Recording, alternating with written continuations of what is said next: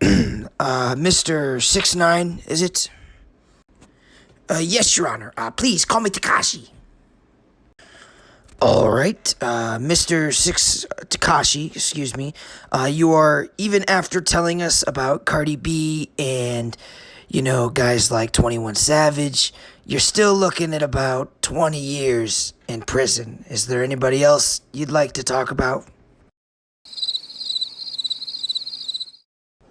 Mr. Takashi, is there anyone you'd like to talk about?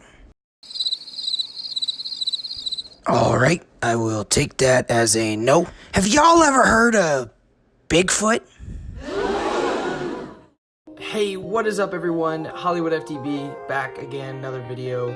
Today, this is kind of a school project, but we're also going in depth in a real video. Today, guys, we're talking about Bigfoot. Let's get right into it. Now, I'm sure most of you know who Bigfoot is. He's a wide commodity within society. Many people know who he is. And I'm sure you've called your friend, best friend, told them they look like Bigfoot a couple of times. I wouldn't be surprised. Now, Bigfoot is part of what's called a conspiracy theory. A conspiracy theory defines as a belief that some covert but influential organization is responsible for a circumstance or event. And even though he's not a circumstance or event, he is considered a conspiracy theory. The reason why Bigfoot is considered that is, well, pretty simple. There's no proof he's actually real. And in order to go back to find out when all of this hoax started, we have to go back to 1958.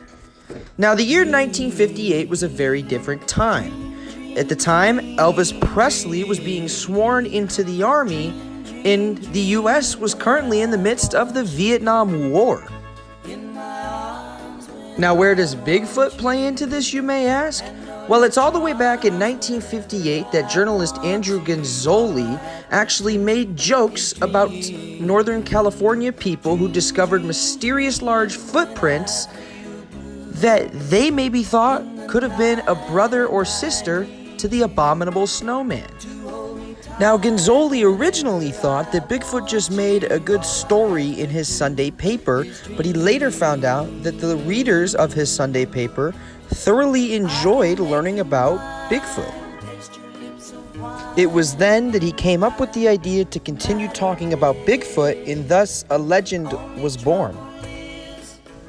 As time went on, Bigfoot's story became heard more often, and by the 1970s, he was even getting his own documentaries talking about the possibility of his existence.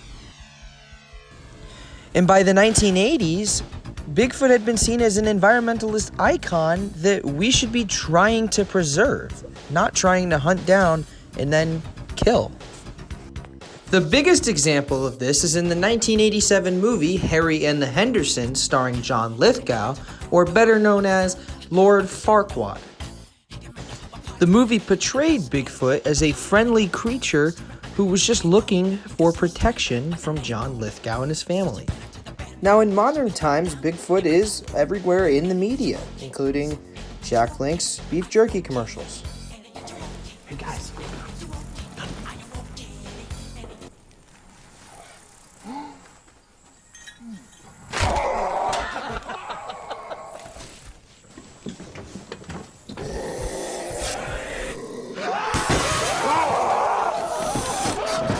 Jack Link's Jerky. Feed your wild side.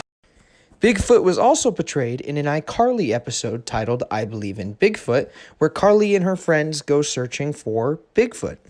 Saturday on a brand new iCarly. The hunt is on for a legendary beast. Yay wide, yay long sounds like... But are they prepared to find it? Is it Bigfoot? Now, as I said before, there is no factual evidence that Bigfoot actually exists. But many people have had sightings of Bigfoot, or what they believe to be Bigfoot, and the most recent one that I was able to find was from 2014, where someone believes they spotted Bigfoot in Virginia. Shot apparently near the Intracoastal Waterway earlier this month. Randy O'Neill says he captured the images with his cell phone while he was camping with his dad. He says he saw red eyes watching them from the woods. So he claims he fired a shotgun, heard something scream and go crashing through the trees. O'Neill says he and his father experienced a similar encounter some 25 years ago. There have also been many other sightings of Bigfoot, mainly from pictures of big creatures within the wild or just big footprints that are in the ground. Now, you may be asking what I think of Bigfoot and if I think Bigfoot is real. And personally, I believe that it's very well possible Bigfoot does exist. Every day in our world, new scientists are discovering new creatures that live underwater. So who's to say that we're not going to be able to discover new species that are just out in the wild? I mean, the world is huge, and I definitely think there's a possibility that Bigfoot does exist.